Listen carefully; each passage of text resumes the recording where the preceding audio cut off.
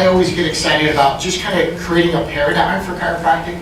And one of the best examples I had was just a few years ago. I was on a flight. We were actually going over to Europe, and we were taking my son, who was actually graduating high school and about to go to university. And as their senior trip, the boys got together and basically they held us for ransom. And they said, we all like to take a big trip. We don't want any presents for graduation, but we'd like to do something big together. I said, cool. My highest currency is the experience, so bring it on. But they spoke my language. We would like to go first class to Europe. I'm like, whoa. You lost me there, you know. It was one of those, like the first class part, let's drop that. The second part, you know. So we wound up on a flight with 5 of my son's best friends. And the true story is they wanted to go to northern Italy to drive Ferraris at the Ferrari factory. So we teach our chiropractic kids to dream big, and then it bites you in the ass. And so we were on this flight going over, and the boys were in the back of the plane, and we were at the front of the plane. If you don't know me, that's me bragging right there. So the intercom came on. They said, hey, if there's a doctor on board, please let us know. And so I had my headphones in, I was watching a movie, and all of a sudden they said, is there a doctor on board? And I'm clued in. My wife throws me an elbow, and I said, what? She said, did you hear that? I didn't know things out. I didn't hear anything. And then the boys came out and said, hey, they're looking for a doctor. You need to go. And I was like, yeah, look, here's the thing. CPR class, I don't know if I went. You know, what's going on? And so I threw my shoes on. I go to the back of the plane, and there's this beautiful lady sitting back there, and she looks awful. She's gray, and she's ashy, and she's up against the wall. And there's a small group of people around her, and they just said, we checked her out. There's nothing we can do. We're just going to have to leave. And we were like halfway, to Europe, so it was like another 6 hours or something from California. And she basically said that she felt weird, and all of a sudden she started losing consciousness. And there was a medical doctor, there was a cardiologist, there was 2 nurses. They're checking her. They said, we did her pulse, we took her blood pressure, we looked at things. There's nothing more we can do. She's done. And I said, what do you mean she's done? They're like, well, we've done everything we can. We've just got to kind of wait this one out. And I just said, all right, well, step aside, let me check her out, And I'm checking her neck and feeling, and they just said, what kind of a doctor are you? And I said, I'm this kind of a doctor. Whatever this is, And her atlas was like out in the right field, and she was gray, and she was up against the wall, and she was kind of like fading on the jump seat from the flight attendant. She was like kind of there, kind of not there. So I felt her atlas, and I wanted to get around to one side, but I couldn't because of something. I set her atlas, and it went off like a shotgun. Who's ever had that first adjustment, like shotgun release of an atlas, right? It was like bam, and you could literally see the blood and the color coming back up at her face. And she basically regained consciousness, and she went back and was just talking incoherent. And they're like, what did you do? And I said, well, that's a chiropractic adjustment. Like, I've never met a chiropractor. It was like a dinosaur. They were like, I've never met one. And I said, I know, And I said, do you have children on the flight, or are you alone? She said, I have 2 children. They're in the 19th row. And I said, you and you, make yourself useful. Go check on the kids. You, give me a glass of water. And I just felt good to give them orders. You know what I mean? And nobody asked if she had children, what was going on. Sure enough, the kids were like huddled together, freaking out because mom was losing consciousness. And so we got off the plane, and this is when I grabbed her, and I shot a quick video. And I just said, look, there's 2 different paradigms. So for the students, for the spouses, for the docs, please remember that. There's 2 different paradigms in healthcare, right? There's sick care and there's healthcare. And we definitely represent the healthcare. Would you guys agree? The sick care model, they checked their blood pressure, they looked for the pulse, and they were like, yeah, it's not good. So what school did you go through? That's literally what the conversation I walked up on. They were talking about the medical schools, and I was like, step back. Was it illegal? Maybe. I don't know. International aerospace, I'm not exactly sure, but I think I could work my way through that one. But that's chiropractic to me, right? It's a different paradigm, and we need more people to understand it. I need you to understand it tonight. It's a different paradigm. People need other options, not just pills and drugs and surgery. They need something else. And I want to tell you, you're a big something else. Right? And I want you to walk out of here tonight feeling really proud about our profession, because we do amazing things as chiropractors, just as compassionate humans. Would you guys agree with that? Yeah. And so that idea of caring about other people, that's what it really means to me. And yeah, I was blessed to know Callum, and quite honestly, I spent 7 days a week with the guy because we worked in my office 5 days a week, and I had him helping me with seminars. When I would travel with him, and we would do things at chiropractic school. And then on the weekends, we would coach lacrosse. My one son played in high school. We were the high school coaches of that team. I was the first dad they ever let coach their kids because they just said, you're a mean SOB to your own children, and that's perfect, you know? And then we would also coach club teams, which is my younger son. And so, I mean, really, almost for 2 years straight, we were together more or less 7 days a week. And I just want to say, without a doubt, one of the nicest people I've ever met, like the most pure heart and soul. He talked about this place. He talked about Perth with a passion. And I think it was his recharge place. It was a place where he came and just really got filled up. I was in Perth about 5 years ago, but to come back and see this through a different lens, I get it. You know, when I met his parents, unfortunately, in the circumstances that were just beautiful people. And I got it. You know, it was like these loving people exemplified what it takes to be a compassionate human. This guy, everywhere we went, 6'4", 250 pounds. I mean, you know, women fell out of their chairs, dudes straightened up, you know, it was just, he had everyone's respect and love, and yet he never took advantage of it. He was always good to other people, and he was all of that. And the only way I rectified some of the things that went on was just, he must have been a guardian angel. You know, like, I don't know what else to say. It was just like, he just had that sweetness and that certainty, and just the things that we talk about, maybe we understand. I don't think people outside certain audiences understand that, but he got it. And because he was a chemistry major, my undercover mission was to make him a chiropractor. So I have the prereqs done. I'll introduce you to some of my friends. You can do it. Like when you meet my friends, you'll see it's got to be easy. Right? No, but just kidding. But the idea is, you know, I just said, look, I've got a mission here too. I want to make you a chiropractor. You would be an awesome chiropractor. So consider it. Your prereqs are down. We can go to school, and I'm doing that with all of my patients. I'm always wanting to make them a chiropractor. And I just think it's such a great gift that we have, and I want to share it. But I want to share it in a paradigm where it's chiropractic, which is different than medicine. If you are taking notes, please write this down. And there's going to be a lot to take notes on tonight. So what I would tell you is someone's praying to find you. That's not a religious statement. It's very much spiritual. But what I mean is people are desperate. They're broken down. They want different options. Raise your hand if you agree with that statement. That people want something different than more pills and drugs and meds. And I think medical doctors should be okay with that. They should be okay with, yeah, it's overprescribed. If you want to help people, teach them what a lifestyle is, show them a different way, go for it. Some people won't do it. Some people are lazy. I get it. But give us first crack at it, right? Like let us educate people on what real health is. And it's an inside-out belief system, not outside-in.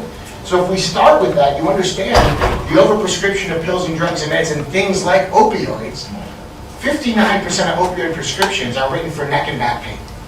Raise your hand in its simplest form for chiropractic if you can help neck and back pain. Raise your hand if you can. Yeah.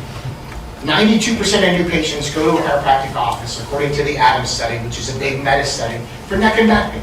The truth is we do so much more than that, right? And so this is kind of our night to really kind of take the gloves off and go, here's what else we can do, but realize people are desperate, okay? They're emotionally broken down. And how many of you ever had a new patient come in and say, I wish I found you years ago. I wish I could have introduced you to my mother before she died. Who's ever had a situation like that where someone said, I wish I found you years ago? We all have it, right? We've all had it. And the truth is, those are the things that kind of fuel me, right? I want to get to them sooner. I want to get to those people quicker. I really felt that when people say that. It's like, okay, then what can I do more? So we do corporate talks, we do outside lectures, we do community events, we push stuff out on social media. I have some pro athletes, I'm going to tell you not a lot. Okay, we have some in every major sport, but I leverage the bejesus out of it on social media because I want other people to know it's normal to have a chiropractor. Does that make sense, everybody? Like, it's not just a sports practice, it's a small percentage, but I leverage it because I want other people to know this is normal, and they should have one too, right? So, to me, that's super important. I'm going to talk a little bit about science and philosophy tonight. I went to NZ a couple times last year. I'll be there next week. One of the things that Kelly and Heidi were talking about that I want to share with you, and I think it's noteworthy, is they talked about maladaptive plasticity. Okay, maladaptive plasticity is the unwiring of the brain before we rewire the brain.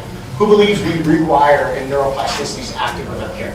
for friggin' sure, right? The adjustment itself moves people out of the hindbrain function into the prefrontal cortex. It's huge. But where that initially came from, this is a slide from the Chiropractic Historic Society.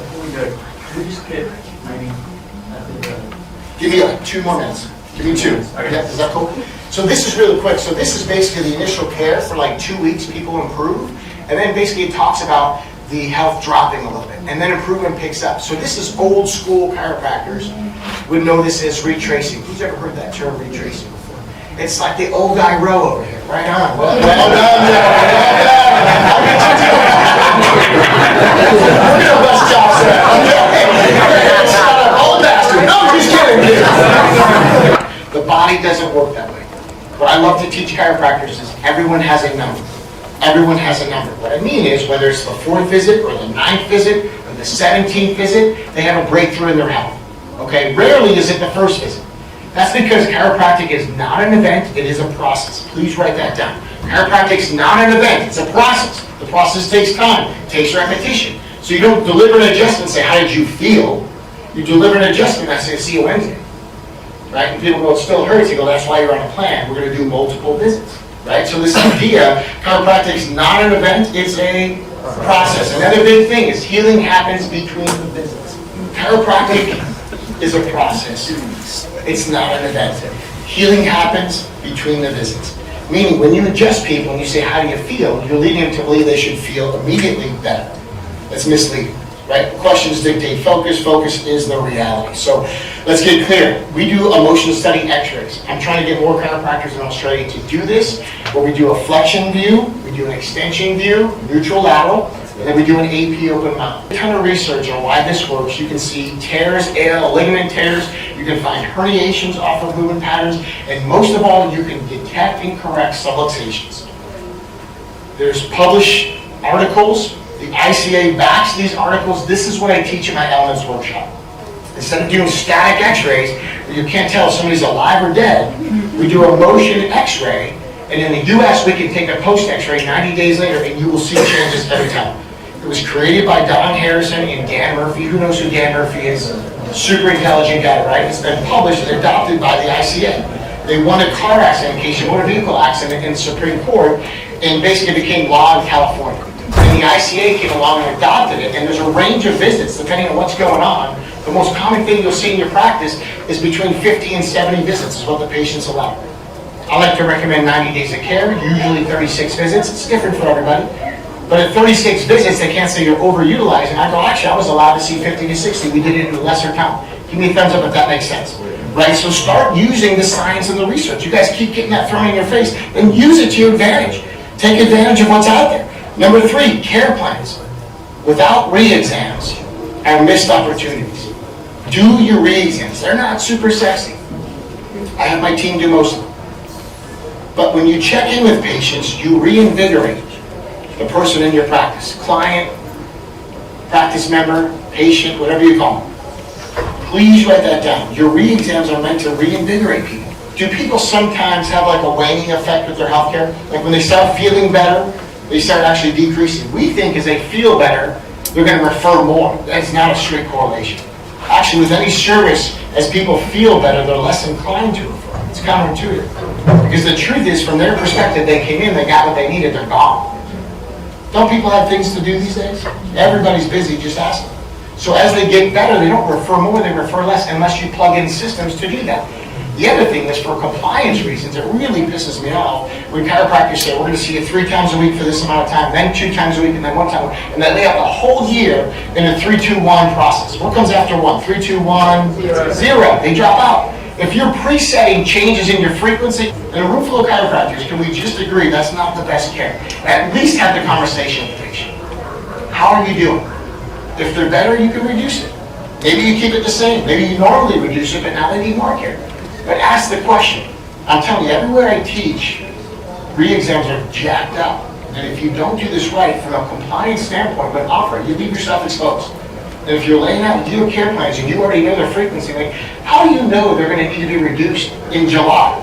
Fucking smart like that. You know, this is not a crystal ball. You know, like, that would be the only answer. It's like, it just doesn't work. So be smart about this. But too many people are changing it all the way down the track.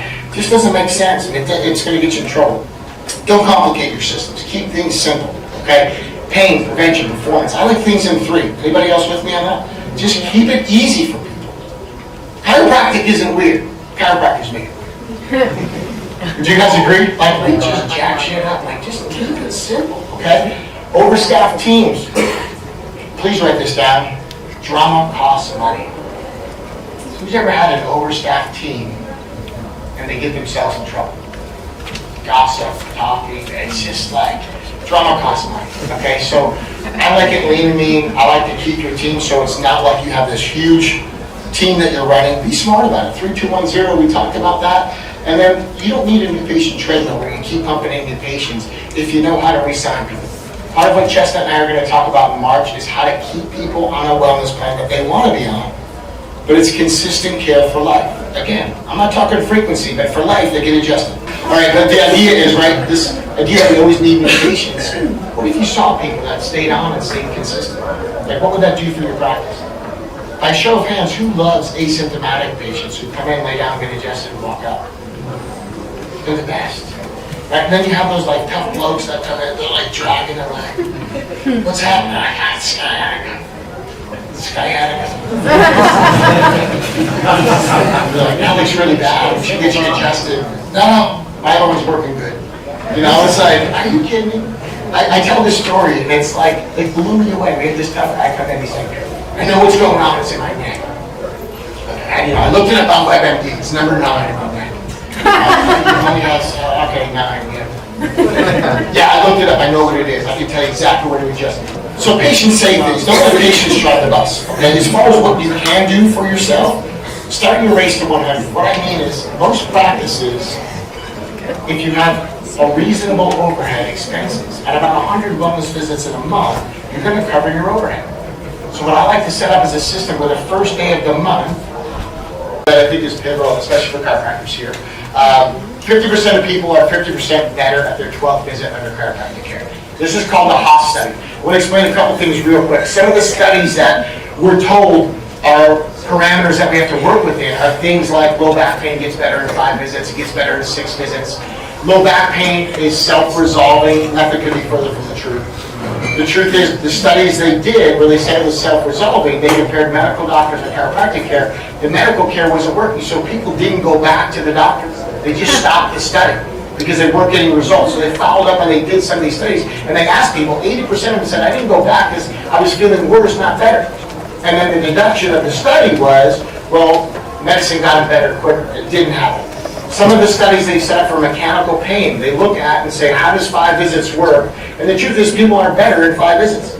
The question was, what's optimal? The question was, how are they in 5 visits? And the answer is better, because chiropractic works. But the deduction became, well, only 5 visits are what's necessary. We have some sellout chiropractors in America that take insurance and they're allowed 5 or 6 visits, and they go, well, something's better than nothing, we'll take it. But what the insurance companies are doing is coagulating a bunch of this data that says everybody gets better at 6 visits. They're trying to make that the new norm. Does that make sense? So I want this stuff to be abundantly clear for chiropractors. I'm going to send you guys an email after tonight with some links I think you'll dig. One of them will be the podcast. The other one will be some of these studies. And the HUS study is basically this idea that they're half better at 12 visits. Meaning, if they're training in the right direction, should you give them more care or no care? More care. Does that make sense? And so at another 12 visits, early on, there's quick adaptation by the body, then there's slow adaptation. So minimum 24 visits. Chestnut on one of our interviews said people should be locked up. We don't recommend at least 24 visits. He said it's criminal what you're doing to your patients if you don't do that. I want you to have that swagger after tonight. I want you to be thinking, am I doing too little? Should I be doing more? Because some of the conversations are, you're over-adjusting. Are you kidding me? When the opioid epidemic is killing hundreds of people per day, depending on what the country is, thousands of people globally, are you kidding me? Make your recommendations and stand on them. Be proud of the fact that you're going to see people with repetition. Principle number 6 says what? Principle number 6. Healing takes time. Thank you, from the old guys. Right? It's just this idea that it's going to take time. I like to add repetition. One of my favorite principles is principle 23. DJ Palmer summed it up real easy. He said there's 2 diseases in life, that of too much and that of too little. Principle number 3 says the reason the body breaks down, you get ill, is because either your body can adapt to external forces or to the internal forces. It's adaptation every time. Does that make sense? So these are concepts that I think are really foundational in our profession. Whether you've forgotten them, whether this is just a refocus slide for you, no ego here. I want to make this abundantly clear, because if everybody in this room is in the same community, and you could all say 12 is a bare minimum, we should never go below that. Probably 24 should be the new minimum. But we can move things in the right direction, right? I'm in this book, the Case for Chiropractic, Volume 2, with one of my patients who won 3 gold medals in the Olympics. ASRF sells these books. I think I bought 4 dozen the first time they came out. Not because I was in it, I bought Volume 1. Just because I think people need to have this. I've had Craig Foote come and speak at events and bring boxes of books and donate them. Anybody not have this book that would like to have this book? Not the old guys. You can only be mean for so long, Lindsay, you got it. Right? So this idea, and then this is another one. On one of these trips, I want to meet Ralph Peters. Does anybody know who he is? I don't know him, but I want to meet him. And just talking about the history of chiropractic in Australia, just where it began, who delivered the first adjustment, some of the most important things. So I'm going to put this in your hands. So when you're a chiropractor, you can pass this on to other people. How's that sound? Okay?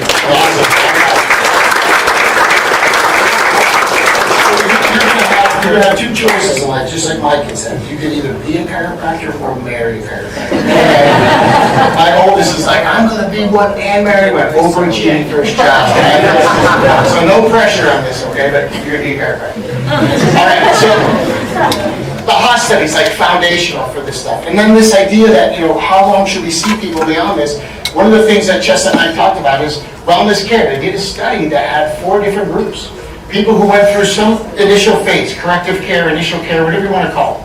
And then they did a follow-up where people either got an adjustment every fortnight, or, which turned out over 9 months, which turned out to be 18 visits, or they got 18 visits. And then they got a group of 12, and then a group of 6, and a group of no adjustments at all. Pretty obvious answer. After their initial care, the people that got fortnightly adjustments did the best.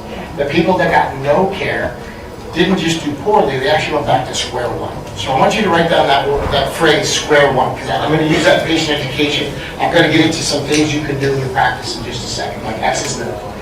But that's huge, going back to square one, okay? Because if people put in time and energy to get adjusted, and they go back to square one, then they feel like they've wasted their time. So it's really important to understand what the science that we do have, what it shows us, what the indicators are. I want to be really clear. Just because the study said every fortnight is the group that did the best, I'm not going to limit you to just every fortnight.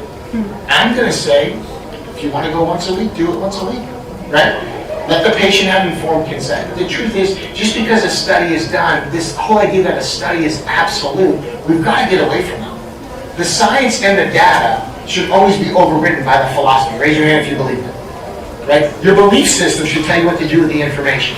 If we flip that, now we're talking pandemic numbers again, right? Where all of a sudden they've skewed the numbers. The same number of people that died from the flu went to 0, and then that death count went up in COVID. Everybody recognize that? Some of the death charts, like, the number of deaths from flus for many, many years is around here, and all of a sudden it does this, and it's just like, I don't know, maybe they played with the numbers. Anybody else suspect something like that? Maybe they weren't exactly forthright with the information. So if you just blindly follow the science, what is it? Right? What is it? How do you define science? That's what it means to me. And as we go through, and so I want you to be proud of that. We start looking at what is a principled chiropractor. We start talking about science. What's accepted? Because a lot of schools are talking about science as only RCTs, randomized controlled clinical trial. Inductive reasoning, deductive reasoning, meta-studies, there's many different ways to do it. But what a lot of people don't know, and what chiropractors don't know, for a study to be published in a scientific journal, it just takes 2 positive studies. They can throw away 18 or 19 studies, as long as they get 2 that say the drug worked, they can publish it and push it to market.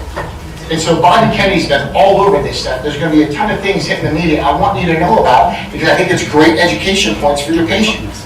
50% of medications given worldwide are given off-label. Medical doctors are allowed to use deductive reasoning. That branch of philosophy is called epistemology. It's actually a philosophical premise. So we start talking about how do doctors do the science. First of all, what is science if 2 out of 18 are positive, they can publish it. Is that science? And also, they're allowed to use their philosophy, there's that word again, with the application of science. And yet sometimes in chiropractic, philosophy is a bad word, right? It won't be today. 86% collusion rate between drug companies and the articles that are written, which means the drug articles are actually marketing pieces. And if you do the history on that, you go back 3 generations. The Sackler family, which is Purdue Pharma, that started the opioid crisis, the grandfather started publishing medical journals, the first medical journals in the 1950s. Then his son continued it, and all of a sudden it was commonplace in the 80s. And now, 3rd generation, same Purdue Pharma are the ones that created Oxy and opioids and created this epidemic in massive proportions. 86% of science articles are actually marketing pieces. This is published in The Lancet. Did you say that's a well-established medical journal? Yeah. I want you to know this stuff after tonight. I'm going to go quick because I have hours of content to dump on you, but I want you to know this stuff because it's huge. Are 100% of surgeries validated with an RCT? Nope. I always give the example of like heart surgery. You know, we're going to have a control group, but we're going to have a real surgery group. When you go in, we're just going to open you up and then stitch you. Just like, we're fucking around. No, it's just, you're just in the control group. There's no risk with that. Right? They don't do that. Right? This makes sense. Like there is not RCTs for surgery when it comes to vital organs, when it comes to lung capacity. How about children? 80% of medications given to kids have never had a study done on it. So when we start talking about science and we hold ourselves to a different standard than medicine, I have a real issue with that. And I want you to have an issue with that after tonight because the momentum's about to change. Things are about to start going your way, and I want you to capitalize on like nothing I've ever seen in 25 years. What a great friggin' time to be a chiropractor. Like, what an awesome time to be a chiropractor and just say, this is what we do. Bobby Kennedy is going to expose things on EMFs and cell phones. He's going to talk about the difference between GMO and organic foods. He's going to talk about air quality. Like, you pick your topic. There's going to be momentum. Natural childbirth versus scheduled childbirth, right? Like a scheduled C-section. Technically, I've never had a baby. I don't know much about it other than my wife's had 4. But I would much prefer the process we went through than what most people are told is quote-unquote normal, right? Like this idea that you can just schedule it. However you had yours, if you have healthy mom, healthy baby, I'm cool with it. But going forward, I think people deserve to know what their options are. Do you guys agree? Like, what are the options? And just let them choose. But not in that system. They want a monopoly. Not in that system because Wilk versus the AMA showed us they wanted to wipe out the Committee on Quackery. You know what shit that went on in the Committee on Quackery? They said chiropractors were just about money. They said chiropractors cause stroke. They said chiropractors are charlatans. They're undereducated. Do we still hear some of that shit today? Yep. How about pediatric chiropractic in Australia? It's not routine, but would you say it's cyclical, right?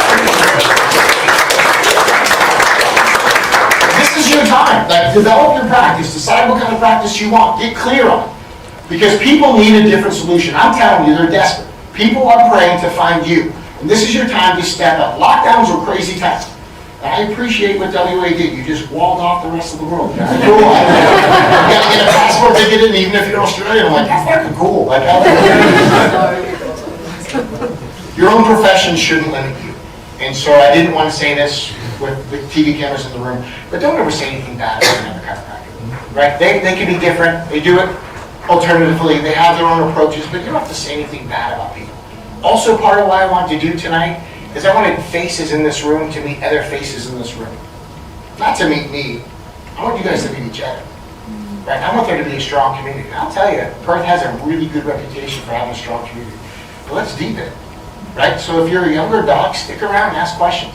If you don't know people, introduce yourself. If you haven't seen somebody in a while, make sure you grab them before you go. Right? It's super important that we deepen the community. It wasn't really about you meeting me tonight. It's about you meeting each other. And just knowing who's down the street. Never say anything bad about another chiropractor. Everybody needs the care. There's different kinds of care. Get used to referring to other chiropractors. Does that make sense? Like, send them out. If somebody does something you don't do, send them out. I have a patient come in and say, I went to the chiropractor down the street, I didn't like it. I always routinely say, that surprises me. They have a good reputation, but I'm glad you're here. Right? We just did this weekend. That's exactly what I teach, right? I did a workshop this weekend. No matter what, just, they have a good reputation. Well, I'm glad you're here. You putting down another chiropractor doesn't benefit us, right? It's just, all they hear is chiropractic isn't good, chiropractic isn't safe. Whatever the thing is, so just don't participate in that system. Just keep it positive. If we can do that, we get back to this, which is luxury or necessity. And I want chiropractic to be a necessity for people. I want them to see the value of it, where they just won't live without it. Now, I'm not talking about frequency. I don't care if it's once a month, once a week, once a year. But I think a duration practice is where we should go. Would you guys agree with that? Like for a lifetime, people should be adjusted. So it's not like we have to get them all in this week or this year. Just, I don't care if they spread them out. You decide the frequency, but I want people to be checked and adjusted on a consistent basis in your office. You should also give people the option to stay under wellness care. Whatever that means to you. Once a month, every 6 months, whatever. But the idea is, give people the option because there's some miracles in chiropractic all the time. I'm going to share a quick video on some of the science and some of the athletes because a lot of times we do things and people go, I don't know if it's validated. I don't think you should wait for the science. I think your philosophy should drive what you do. The science will catch up, and I'll share with you a couple of videos of why I'm right on that, but the science will catch up. If you aren't taking notes, write that down. If you're a student, write that shit down. The science will catch up, okay? The science will catch up with us. This is how it's going. I'll give you examples. But we do things on a consistent basis, then all of a sudden they go, hey, curious, why is that working? And then they investigate it, and then they do the study, and then we have the proof. But there's some jacked up schools around the world, and they'll tell you, wait for the proof, and then you could do a thing. We wouldn't even have chiropractic if that's the case, right? So get used to doing things, because 50% of medications are done off-label, 80% collusion rate. Step out. Help people out. Let them know there's a nerve-to-organ connection, but it's a system of the body. It's whole systems of the body. It's not just their pain. There's other things that can be done. If we can do that, I'm telling you, you could change your 2025. Based on the response from what we've had just tonight, we're going to add a Perth seminar, so including we're going to do our elements workshop here, March 1st and 2nd. That would be included. It's a $2,000 seat. That would be included in your monthly coaching. Okay, you don't pay extra for this workshop.